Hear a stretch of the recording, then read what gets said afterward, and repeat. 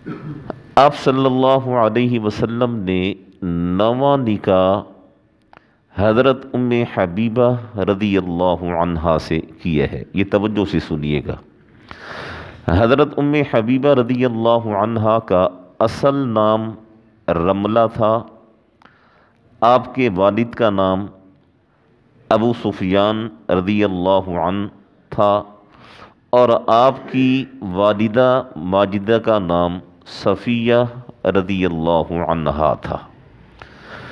ام حبیبہ یہ آپ کی کنیت تھی، اور یہ قدیم الاسلام ہیں۔ قدیم الاسلام کا مطلب کہ ابتدائی زمانے میں حضرت ام حبیبہ رضی اللہ عنہا مسلمان ہوئی۔ حضرت ام حبیبہ رضی اللہ عنہا کا پہلا نکاح عبید اللہ بن جحش ایک صحابی تھے، ان کے ساتھ ہوا مکہ مکرمہ میں، اور یہ بھی قدیم الاسلام تھے۔ کبھی اپنی کسی بھی نیکی پر ناز مت کیجئے گا، خدا کی قسم نہ دنیا کے رہو گے نہ آخرت کے رہو گے۔ یہ عبید اللہ بن جحش یہ قدیم الاسلام کا مطلب ابتدائی زمانے میں مسلمان ہوئے۔ جب اسلام کا نام لینا، جب لا الہ الا اللہ کا نعرہ لگانا، جب لا الہ الا اللہ کہنا اپنی جان ہتھیلی پر رکھنے کے مترادف تھا، اس زمانے میں یہ مسلمان ہوئے، اور حضرت ام حبیبہ رضی اللہ عنہا سے ان کا نکاح ہوا۔ اور جب مکہ مکرمہ کے حالات بہت سخت ہو گئے تو آپ صلی اللہ علیہ وسلم نے فرمایا کہ حبشہ کی طرف ہجرت کر جاؤ۔ چنانچہ حضرت ام حبیبہ رضی اللہ عنہا اور عبید اللہ بن جحش یہ دونوں میاں بیوی حبشہ کی طرف ہجرت کر کے چلے گئے۔ وہاں پھر سلسلہ ایسا چلا کہ نجاشی جو وہاں کا بادشاہ تھا، اللہ جل شانہ نے اسے اسلام کی توفیق عطا فرمائی، اور وہ نجاشی مسلمان ہو گیا۔ یہ دونوں میاں بیوی وہاں پہنچ گئے، وہاں رہتے رہے۔ ایک دفعہ حضرت اور وہاں ان کی ایک بیٹی پیدا ہوئی، جس بیٹی کا نام انہوں نے حبیبہ رکھا، حبیبہ۔ تو وہیں سے ان کی کنیت ام حبیبہ رضی اللہ عنہا بنی، اور یہ حبیبہ آپ صلی اللہ علیہ وسلم کی ربیبہ ہیں۔ ربیبہ یعنی آپ صلی اللہ علیہ وسلم کی گود میں انہوں نے کھیلا ہے، اور اس بچی کی پرورش آپ صلی اللہ علیہ وسلم نے کی ہے۔ تو بچی کی وجہ سے رملہ رضی اللہ عنہا کی کنیت ام حبیبہ پڑ گئی، اور ام حبیبہ کے نام سے یہ مشہور ہو گئیں، اور اصل جو نام تھا ان کا رملہ وہ پس پش چلا گیا، اور بہت کم لوگوں کو معلوم ہے کہ ان کا اصل نام رملہ ہے۔ حضرت ام حبیبہ رضی اللہ عنہا نے ایک دفعہ ایک خواب دیکھا، اور اس خواب میں انہوں نے عبید اللہ بن جحش کو بڑی بھیانک صورت میں دیکھا۔ تو یہ بڑی پریشان ہوئیں۔ صبح جب اٹھیں تو خامند کے پاس گئیں، اور خامند سے جا کر ملی تو خامند نے کہا کہ صاحب میں تو اسلام کو چھوڑ چکا ہوں، میں تو عیسائی بن چکا ہوں، میں نے دین عیسوی قبول کر لیا ہے۔ میں نے ابھی ایک جملہ عرض کیا ہے کہ کبھی بھی اپنی کسی نیکی پر ناز مت کیجئے گا، اترائیے گا مت، کبھی اپنی کسی نیکی پر تکبر مت کیجئے گا۔ اوپر والا جب چاہے انسان کے دل کو پھیر کر رکھ دیتا ہے۔ جب انسان کا دل پھر جاتا ہے، پھر روئے زمین کی کوئی طاقت اسے راہ راست پر نہیں لا سکتی ہے۔ عبید اللہ بن جحش نے عیسائیت کو قبول کیا اور مرتد ہو گیا۔ حضرت ام حبیبہ رضی اللہ عنہا اسے سمجھاتی رہیں، وہ نہ سمجھا۔ بالآخر اسی طرح اس بدبخت کا انتقال ہوا۔ یہ ایک صحابی رسول کا حال ہے کہ جس نے مکی دور میں آپ صلی اللہ علیہ وسلم کے ہاتھ پر اسلام قبول کیا، اور پتہ نہیں کتنی اذیتیں اور تکلیفیں انہوں نے برداشت کی۔ آخر تکلیفیں تھیں تو حبشہ کی طرف انہوں نے ہجرت کی، لیکن وہاں جا کر اسلام اس کے مقدر میں نہیں تھا، مرتد ہوا اور مرتد ہو کر مر گیا۔ حضرت ام حبیبہ رضی اللہ عنہا فرماتی ہیں کہ میں ابھی عدت کے اندر تھی کہ میں نے ایک خواب دیکھا، اور خواب میں مجھے کسی نے یا ام المؤمنین کہہ کر پکارا کہ اے مسلمانوں کی ماں۔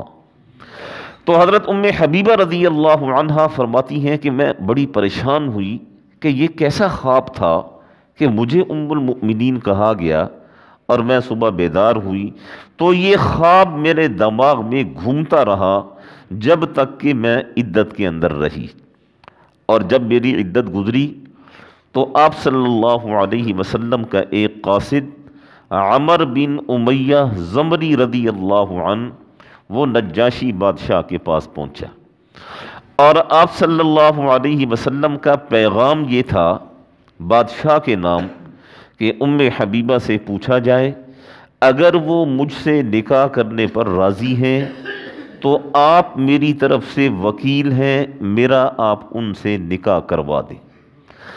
چنانچہ نجاشی بادشاہ کی ایک باندی تھی، لونڈی تھی، ابرہ اس کا نام تھا۔ ابرہ، ایک تو ابرہ بادشاہ تھا جس نے بیت اللہ پر حملہ کیا تھا، ایک اس کی لونڈی تھی۔ تو نجاشی بادشاہ نے اس کے ہاتھ پیغام بھیجا حضرت ام حبیبہ رضی اللہ عنہا کے پاس کہ مدینہ سے قاصد آیا ہے اور آپ کے لیے پیغام ہے، اگر آپ نکاح پر رضامند ہیں تو نجاشی نکاح کروا دیتے ہیں۔ تو حضرت ام حبیبہ رضی اللہ عنہا کے ذہن میں فوراً وہ خواب آیا کہ مجھے کسی نے یا ام المؤمنین کہا، اور وہ خواب تو اب حقیقت بنتے ہوئے نظر آ رہا ہے۔ چنانچہ حضرت ام حبیبہ رضی اللہ عنہا نے اس پر خوشی کا اظہار فرمایا، اور روایات میں لکھے ہیں کہ اس زمانے کے حساب سے آپ نے جو بھی زیورات پہنے ہوئے تھے، کنگنوں کا ذکر ہے، پاؤں کی پازیب کا ذکر ہے، انگوٹھیوں کا ذکر ہے، چاہے وہ چاندی کی تھیں یا سونے کی تھیں، آپ نے وہ سارا زیور اتار کر خوشی میں اس کنیز کو بطور انعام کے دے دیا جو یہ پیغام لے کر آئیں۔ اور یہ پیغام نجاشی کے پاس پہنچا۔ وہاں جتنے مسلمان تھے، حضرت جعفر رضی اللہ عنہ اور دیگر صحابہ کرام، نجاشی نے ان سب کو جمع کیا، اور حضرت ام حبیبہ رضی اللہ عنہا کا نکاح نجاشی بادشاہ نے پڑھایا، اور خطبہ، باقاعدہ خطبہ تاریخ کی کتابوں میں موجود ہے کہ باقاعدہ اس نے خطبہ پڑھا، اور خطبہ پڑھا کر ایجاب و قبول ہو گیا، اور یہ نکاح ہو گیا۔ نکاح کے بعد جب مسلمان اٹھنے لگے تو نجاشی نے کہا کہ بیٹھے رہیں، انبیاء کی سنت یہ ہے کہ نکاح کے بعد ولیمہ بھی ہوا کرتا ہے۔ چنانچہ نجاشی بادشاہ نے پھر ولیمے کا اہتمام کیا، اور اس نے اپنی طاقت کے مطابق بہترین ولیمہ مسلمانوں کو کھلایا، اور یہ خاتون ابرہ، یہ کنیز نکاح ہو گیا۔ یہ پھر حضرت ام حبیبہ رضی اللہ عنہا کے پاس گئی آپ کو مبارکباد دینے کے لیے، تو لکھے ہے کہ آپ نے پھر اسے کچھ انعامات دیے، درہم، دنانیر، جو بھی آپ کے پاس تھے آپ نے وہ دیے۔ تو اس خاتون نے کہا کہ آپ نے مجھے پہلے ہی اتنا کچھ دے دیا ہے کہ اب مزید کچھ لینے کی ضرورت نہیں ہے۔ اور اس خاتون نے کہا کہ آپ اب مدینہ جائیں گی تو میری ایک درخواست ہے، میرا ایک پیغام ہے، وہ پیغام آپ لیتی جائیں، اور اللہ کے رسول تک آپ وہ پیغام پہنچا دیں کہ میں مسلمان ہو چکی ہوں اور اللہ کے رسول پر ایمان رکھتی ہوں۔ حضرت ام حبیبہ رضی اللہ عنہا نے کہا کہ وہ پیغام کیا ہے؟ تو اس کنیز نے کہا کہ اللہ کے رسول کے پاس جب آپ جائیں گی تو آپ انہیں میرا سلام کہیے گا، کہ ایک کنیز، ایک لونڈی اور باندی، وہ آپ کو سلام کہہ رہی تھی۔ حضرت ام حبیبہ رضی اللہ عنہا یہاں سے مدینہ منورہ پہنچی۔ یہ نکاح بھی سن 57-58 ہجری میں ہوا ہے، اور آپ صلی اللہ علیہ وسلم کی خدمت میں پہنچی۔ آپ صلی اللہ علیہ وسلم کو سارے حالات بتائے، نجاشی کے حالات، نکاح کے حالات، نجاشی نے جو کچھ دیا، جو اس نے مہر مقرر کیا، سب حالات بتائے۔ آپ صلی اللہ علیہ وسلم سنتے رہے۔ پھر باتیں کرتے کرتے خواب کا ذکر آ گیا کہ اللہ کے رسول، میں نے خواب دیکھا تھا، مجھے کسی نے یا ام المؤمنین کہہ کر پکارا تو آپ صلی اللہ علیہ وسلم مسکرا پڑے۔ آپ نے فرمایا کہ دیکھو، اللہ نے تمہارے خواب کو سچ کر دیا ہے، اب واقعی تم مسلمانوں کی ماں بن چکی ہو۔ پھر حضرت ام حبیبہ رضی اللہ عنہا نے آپ صلی اللہ علیہ وسلم کو اس کنیز کا پیغام دیا اور کہا اللہ کے رسول وہ آپ کو سلام کہہ رہی تھی۔ تو آپ صلی اللہ علیہ وسلم نے جواب میں فرمایا وعلیہ السلام ورحمۃ اللہ وبرکاتہ۔ آپ نے اسے جواب دیا۔ حضرت ام حبیبہ رضی اللہ عنہا جب آپ صلی اللہ علیہ وسلم کے پاس آئیں تو ان کی عمر مبارک 37 سال تھی، 37 سال، اور ایک بیٹی تھی ان کی، اور سن 44 ہجری میں 74 سال کی عمر میں ان کا انتقال ہوا۔ اور جب ان کا انتقال کا وقت آیا تو انہوں نے دیگر جو ازواج مطہرات تھیں ان سب کو انہوں نے جمع فرمایا اور ان سب سے کہا کہ دیکھو، ہمارا آپس کا جو تعلق ہے وہ سوکنوں جیسا تعلق ہے، اور سوکنوں میں اونچ نیچ ہو جاتی ہے۔ اگر مجھ سے کسی قسم کی کوئی بات ہوئی ہے تو تم لوگ مجھے معاف کر دو، میں نے تم سب کو معاف کر دیا۔ حضرت عائشہ رضی اللہ عنہا فرماتی ہیں کہ ہم نے کہا کہ سب معاف ہے، سب معاف ہے۔ حضرت ام حبیبہ رضی اللہ عنہا نے بھی کہا کہ سب معاف ہے، سب معاف ہے۔ چنانچہ 74 سال کی عمر میں سن 44 ہجری میں حضرت ام حبیبہ رضی اللہ عنہا کا انتقال ہوا، اور انتقال کے بعد انہیں جنت البقیع میں دفن کیا گیا۔ یہ آپ صلی اللہ علیہ وسلم کا 8واں نکاح تھا۔ 9واں نکاح آپ صلی اللہ علیہ وسلم نے حضرت میمونہ رضی اللہ عنہا سے فرمایا، اور 11واں نکاح آپ صلی اللہ علیہ وسلم نے حضرت صفیہ رضی اللہ عنہا سے فرمایا۔ ان 2 نکاحوں کے حالات انشاءاللہ میں اتوار والا دن عرض کروں گا، اور اس کے بعد پھر ہمارا جو یہ درس قرآن کا سلسلہ ہے انشاءاللہ اس سلسلے کو آگے چلائیں گے۔ دعا فرمائیں اللہ جل شانہ ہم سب کو سمجھنے کی، عمل کرنے کی توفیق نصیب فرمائیں۔ یہ آپ کی ازواج مطہرات کے نام ہیں۔ ام حبیبہ بہت خوبصورت نام ہے، خاص طور پر بچیوں کے لیے۔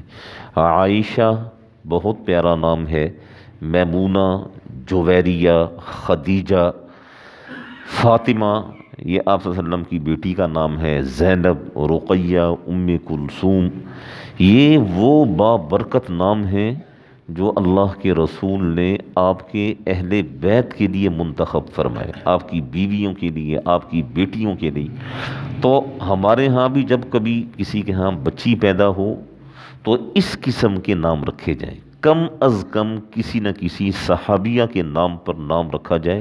یہ آج کل بڑا ظلم ہو رہا ہے، ایسے عجیب و غریب قسم کے نام رواج پکڑتے جا رہے ہیں جن کا معنی مفہوم بھی کچھ کا کچھ ہو جاتا ہے۔